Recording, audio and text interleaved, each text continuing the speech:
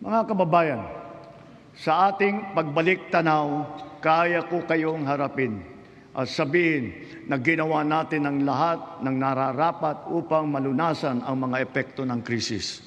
Agarang kumilos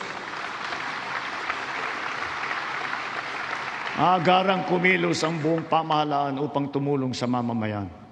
Sa katunayan, tayo pa ay hinahangaan ngayon dahil sa bilis, liksi at pagiging aktibo ng ating pagtugon. Libuang buwan mula sumiklab ang digmaan, ramdam pa rin natin ang bigat ng mga epekto nito sa ating bansa. Hanggang kailangan, asahan ninyo na hindi titigil ang pagsuporta ng pamahalaan.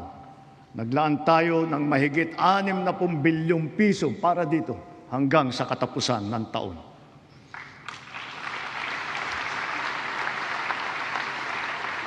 Ang pondo na naisalba natin na balak ibulsa ng mga tiwaling opisyal ay sa taong bayan natin ibinubuhos. Ngayon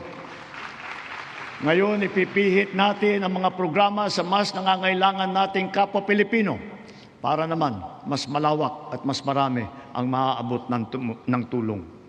Layunin natin matulungan ng 3.2 milyong benepisyaryo ng 4Ps at walang gutom program, ang 1.2 milyong minimum wage na manggagawa ng miyembro ng SSS at ang 2.2 milyong kababayan nating mahirap na hindi pa naging benepisyaryo ng programang pang-ayuda ng pamahalaan.